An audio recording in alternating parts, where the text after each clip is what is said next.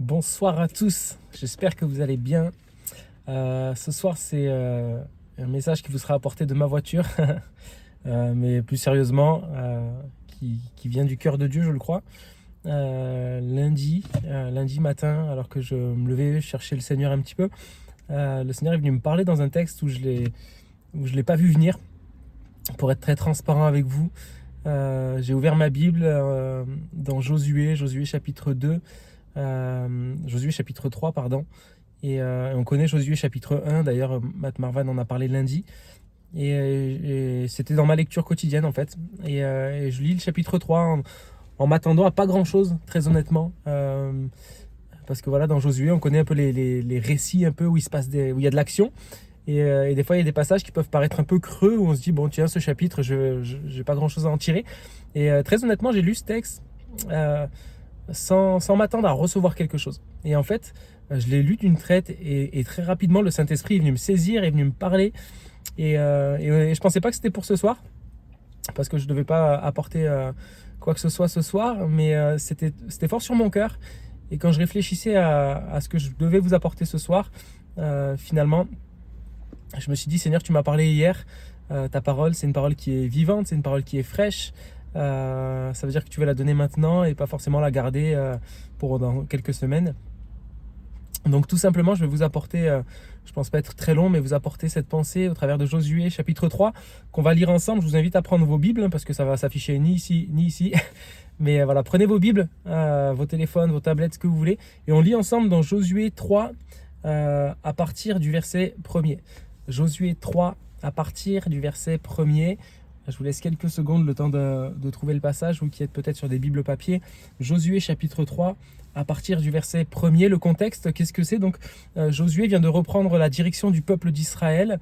Et Dieu lui dit, voilà, dans le chapitre 1, il lui dit, dispose-toi maintenant à traverser le Jourdain, car c'est toi qui fera entrer le peuple en possession du pays que j'ai promis pour eux. Donc voilà, c'est une nouvelle saison, il y a une nouvelle étape à passer. Et moi, je suis convaincu que dans nos vies, tous les ans, Dieu veut nous faire passer des nouvelles étapes, nous apprendre certaines choses, qu'on puisse grandir dans notre marche avec Dieu. Et là, le peuple d'Israël en est là, Josué en est ici. Il y a une étape à franchir. Et donc, chapitre 3, verset 1er. Le lendemain matin, Josué et tous les Israélites quittèrent le camp de Chittim et gagnèrent les rives du Jourdain. Ils s'installèrent là avant de traverser le fleuve. Au bout de 3 jours, les chefs du peuple parcoururent le camp et donnèrent au peuple les ordres suivants. Quand vous verrez les prêtres lévites emporter le coffre de l'alliance de l'Éternel, votre Dieu, vous quitterez le lieu où vous êtes installés et vous le suivrez. Vous maintiendrez entre vous et le coffre de l'Alliance une distance d'1 kilomètre. Vous ne vous approcherez pas plus. Ainsi, vous saurez quel chemin emprunter, car vous n'avez encore jamais fait ce trajet. Josué dit au peuple, purifiez-vous, car demain l'Éternel fera des prodiges au milieu de vous. Aux prêtres, il dit, prenez le coffre de l'Alliance et marchez en tête du peuple. Ils portèrent le coffre de l'Alliance et marchèrent devant le peuple. L'Éternel dit à Josué, aujourd'hui même, je commencerai à t'honorer aux yeux de tout Israël pour qu'ils sachent que je serai avec toi, tout comme j'ai été avec Moïse. Donne aux prêtres qui portent le coffre de l'Alliance l'ordre suivant. Dès que vous aurez atteint le bord du Jourdain et que vous aurez mis les pieds dans l'eau, arrêtez-vous là. Alors Josué s'adressa à tous les Israélites et il leur dit, approchez-vous et écoutez les paroles de l'Éternel votre Dieu.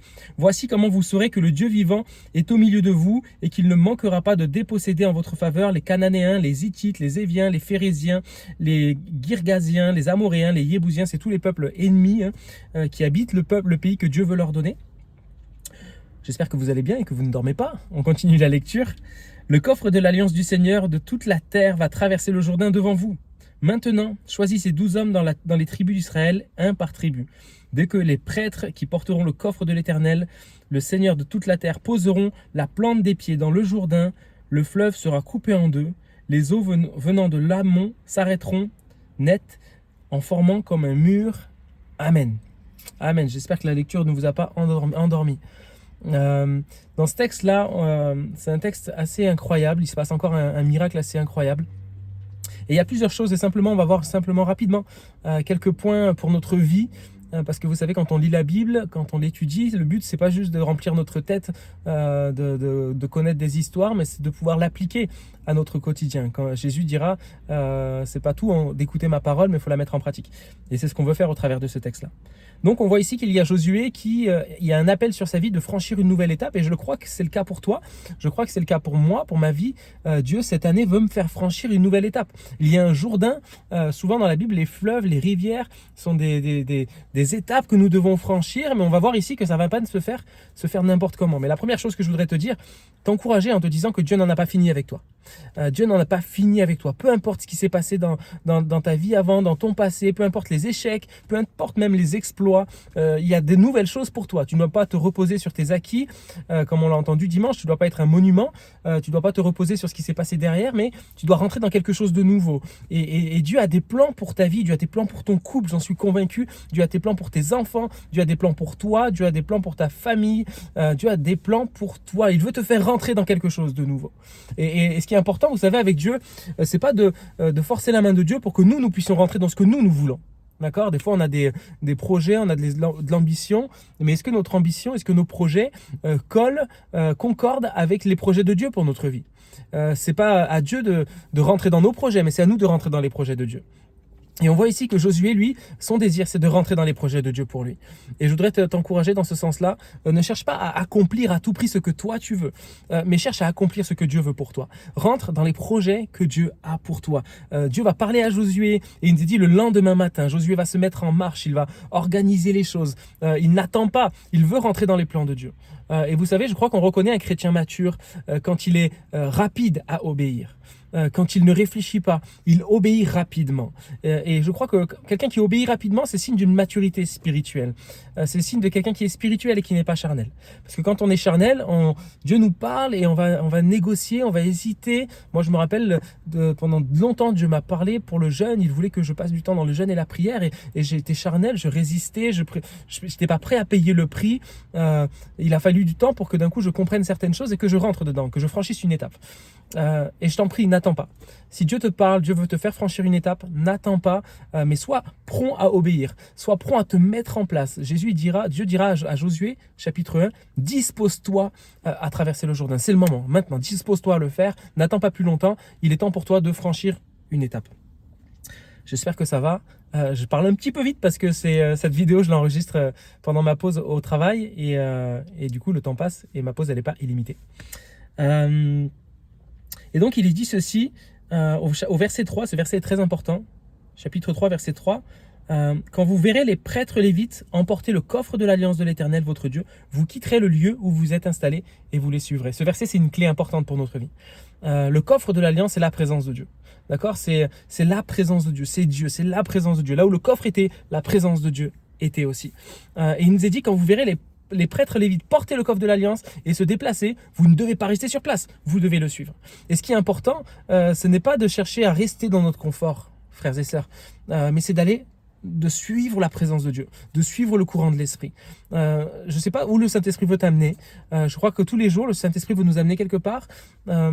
Et nous devons faire attention, de ne pas chercher à rester dans notre confort, mais de nous lever, de nous mettre en marche pour aller là où le coffre va aller. La direction de Dieu ici, c'était là où le coffre va, vous devez le suivre. C'est pas si le coffre se lève, vous pouvez partir n'importe où. Non, vous suivez le coffre. Vous suivez le coffre. Et je t'encourage vraiment à suivre la direction du Saint-Esprit. Mais pour suivre la direction du Saint-Esprit, il faut déjà le voir, il faut déjà l'entendre, il faut avoir une intimité avec lui pour que le Saint-Esprit puisse te conduire. Et je ne sais pas où tu en es avec Dieu. Je ne sais pas où tu en es dans ta relation avec le Saint-Esprit. Mais je crois que Dieu voudrait t'amener plus loin. Le Saint-Esprit voudrait te conduire. Mais toi, il faut que tu te lèves et que tu commences à le suivre. Il faut que tu commences à sortir de ton confort. Parfois, on a un confort qui nous est agréable, etc. On est bien tranquille dans un domaine. Mais Dieu nous dit, maintenant, il faut que tu salisses un peu tes chaussures, que tu te lèves et que tu te mettes en marche. Sinon, tu ne vas jamais rien vivre dans ta vie. Sinon, tu ne vas jamais passer d'étape dans ta vie spirituelle. Et on peut devenir un chrétien pantouflard qui veut rester dans son confort. Ou alors, on peut être un chrétien randonneur qui va mettre les chaussures et qui va dire, Seigneur, là où tu iras, je veux y aller aussi. Quand vous verrez le coffre se déplacer, vous quitterez le lieu où vous êtes et vous irez et vous le suivrez. Amen. Vous maintiendrez entre vous le coffre et le coffre de l'alliance une distance d'1 kilomètre. Vous ne vous en approcherez pas plus. Ainsi, vous saurez quel chemin emprunter car vous n'avez encore jamais fait ce chemin. Vous n'avez encore jamais fait ce trajet. Là où Dieu veut t'amener, c'est quelque chose de nouveau. C'est quelque chose que tu ne connais pas. C'est quelque chose que tu n'as jamais fait. Et ce qu'on n'a jamais fait, souvent, ça peut nous faire peur. Là où Dieu veut nous amener, quand c'est de l'inconnu, ça nous fait peur. Bien souvent, on préfère rester dans notre confort, dans ce qu'on connaît. Au moins, voilà, on maîtrise. Mais là, Dieu, il te pose pas la question si tu dois maîtriser ou pas. Il te demande de le suivre. Ok, et Dieu, il te demande peut-être d'aller dans un endroit que tu ne connais pas. Mais ce qui doit te rassurer, ce n'est pas que tu le connaisses, l'endroit. Ce n'est pas que tu aies déjà vécu une expérience semblable qui te rassure. C'est le fait qu'il y ait devant toi la présence de Dieu qui te dirige. Il nous a dit qu'il doit garder une distance de 1 kilomètre entre le coffre et le peuple. Je dirais qu'1 kilomètre, c'est vraiment la limite pour ne pas le perdre. C'est la limite pour ne pas le perdre. Mais je crois que c'est aussi la limite de l'obéissance, dans le sens où parfois Dieu peut se sembler un peu loin de nous, mais c'est pas dans le but de nous abandonner, il n'est jamais plus loin qu'1 kilomètre, mais c'est dans le but aussi peut-être d'éprouver notre obéissance. Pour savoir si, est-ce que d'aussi loin tu vas quand même me suivre? Est-ce que d'aussi loin tu vas quand même me faire confiance? Est-ce que même si tu doutes un petit peu, tu vas croire que la direction que je te donne, c'est la bonne pour toi? Ne cherche pas à réfléchir, ne cherche pas à comprendre. Cherche à suivre le Saint-Esprit. Cherche à suivre la présence de Dieu, à aller dans la direction que le Seigneur te donne. Quitte l'endroit où tu es, quitte ton confort, quitte ce qui t'est agréable, ce qui est bon pour ta chair, et accepte un petit peu de salir tes chaussures. Accepte un petit peu d'aller dans un endroit qui n'est pas agréable. Accepte de rentrer peut-être dans un service qui n'est pas forcément ton service ultime. De rentrer dans ce que Dieu veut pour toi. De sortir de ta zone de confort. Peut-être d'aller parler à quelqu'un du Seigneur. D'aller demander pardon à quelqu'un. De t'impliquer dans un service à l'église là où il y a un besoin. C'est pas peut-être ton appel principal, mais en tout cas ton appel c'est de servir Dieu, quel que soit l'endroit. Donc accepte de sortir de ta zone de confort. Accepte de faire ce que Dieu te demande de faire, même si c'est peut-être pas agréable pour toi. On avance enfin, et je vais terminer là-dessus, je vais pas être très long. Dans la suite du texte, on l'a lu ensemble, vous pourrez le relire, vous pouvez même mettre pause et relire le texte. Mais on voit ici que Dieu va donner une direction. Donc on récapitule, ils sont en marche vers le Jourdain, ils vont traverser cette nouvelle étape pour leur vie. Il y a les prêtres qui portent l'alliance, le coffre de l'alliance, la présence de Dieu, hein. C'est comme si Dieu était devant, et ils sont devant, ils marchent en tête, et le peuple est derrière à 1 kilomètre, et le peuple doit suivre le coffre sans s'en éloigner, sans s'en rapprocher. Il y a une obéissance qui est là, et Dieu va dire quelque chose. Dieu va dire qu'il va faire un miracle. Il veut que le fleuve s'ouvre en deux, comme la mer. Il veut faire un miracle extraordinaire pour qu'il puisse traverser à pied sec. Et il nous est précisé quelque chose ici, au verset 15, c'était l'époque de la moisson où le Jourdain déborde continuellement par-dessus les rives. En fait, on dirait que Dieu a choisi de faire le miracle au moment où les circonstances sont le moins favorables au miracle. On pourrait dire, bon là c'est la saison où l'eau elle est un peu basse, on va assécher, c'est pas un grand miracle. Mais là ici, Dieu choisit les circonstances les pires pour faire vivre un miracle au peuple, pour les faire traverser. C'est la période des moissons, le fleuve il déborde, mais Dieu il a dit, dans cette circonstance difficile, improbable, c'est là que tu vas vivre le miracle. C'est là, au travers de cette circonstance difficile, improbable, impossible, c'est là que tu vas traverser, c'est là que tu vas vivre un miracle extraordinaire. Par contre, il y a une condition pour vivre ce miracle. La condition est la suivante. Il faut que les prêtres, avec le coffre de l'alliance, il faut que la présence de Dieu, il faut que Dieu mette les pieds le premier sur la circonstance qui est impossible à traverser. Le fleuve ici débordé, c'était impossible de le traverser, mais Dieu va dire, il faut que ceux qui portent le coffre aillent mettre les pieds sur l'eau, les premiers pieds dans l'eau. Alors là, vous allez commencer à voir le miracle. Et parfois, on veut vivre le miracle dans certaines situations, mais Dieu n'est pas le premier à poser ses pieds dessus. Dieu n'a pas autorité dans cette situation. Et ici, Dieu va dire, il faut que le coffre de l'Alliance repose sur cette situation. Alors qu'ils vont poser le pied, il va se passer un miracle, l'eau va s'ouvrir, ils vont pouvoir traverser. Et peut-être tu veux traverser une période de ta vie, une étape difficile, où les circonstances ne sont pas du tout favorables. Dans ton couple, dans ta famille, dans ton travail, dans ton appel, dans ton ministère, dans ta relation avec Dieu, dans ta santé, je ne sais pas. Et Dieu te dit, invite-moi à avoir autorité, à poser mes pieds sur cette situation. Invite-moi à être celui qui domine, celui qui règne. Je dois être le premier qui pose mes pieds sur cette situation de ta vie. Invite Dieu à venir dominer, à venir régner sur cette situation, à venir écraser avec ses pieds. La Bible nous dit que Dieu a mis ses ennemis sous ses pieds comme un marchepied. Et peu importe la situation que tu traverses, qui pour toi est impossible, les circonstances sont pas bonnes. Seigneur, je pourrais jamais traverser ce fleuve, ça déborde de tous les côtés, c'est pas le bon moment. Le Seigneur, lui, il n'est pas celui qui qui dit c'est le bon moment ou pas le bon moment. La Bible nous dit dans ce texte qu'il est le Seigneur de toute la terre, il est souverain, il fait ce qu'il veut.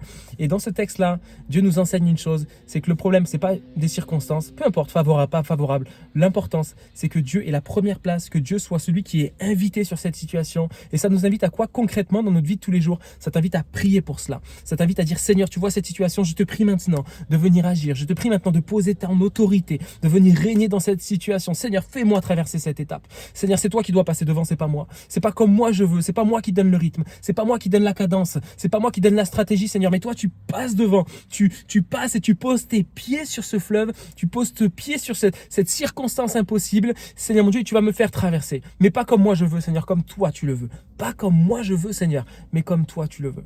Je voudrais simplement prier pour vous, prier pour cette pensée qu'elle puisse être scellée dans nos cœurs et que nous puissions vivre simplement ce que le Seigneur nous a partagé ce soir. Seigneur, merci pour ta parole. Merci parce que ta parole est la vérité. Merci parce que ta parole est vivante. Père éternel, je te prie que cette année soit une année où nous passions des étapes. Que nous ne soyons pas des chrétiens flemmards, pantouflards, mais que nous soyons réveillés. Que nous soyons actifs, acteurs et non pas spectateurs. Seigneur Dieu, que nous ne soyons pas une église ramollie, mais que nous soyons une église vivante, prompt à obéir, prête à quitter notre confort pour rentrer dans la vision, la direction, le mouvement du Saint-Esprit. Seigneur Dieu, je t'invite à venir régner, à avoir toute autorité sur peut-être les circonstances difficiles de mes frères et sœurs, de ceux qui écouteront. Seigneur Dieu, nous voulons te laisser toute la place et nous croyons que tu vas faire un miracle dès lors que nous te laissons faire comme toi tu veux. Seigneur, pas comme nous voulons, mais que ce soit toi qui domine, ce soit toi qui dirige. Nous voulons te suivre. Seigneur mon Dieu, peu importe où tu vas, peu importe si tu peux sembler être loin de nous, tu n'es jamais loin, mais nous voulons te suivre sans réfléchir, sans nous poser de questions. Nous voulons te faire confiance. Bénis ton Église, Seigneur mon Dieu. Amène-nous plus loin dans le nom de Jésus. Amen. Amen, frères et sœurs, je vous souhaite une très bonne soirée. On se retrouve très bientôt. Que le Seigneur vous bénisse et qu'on puisse vivre cette parole que le Seigneur nous a partagée ce soir.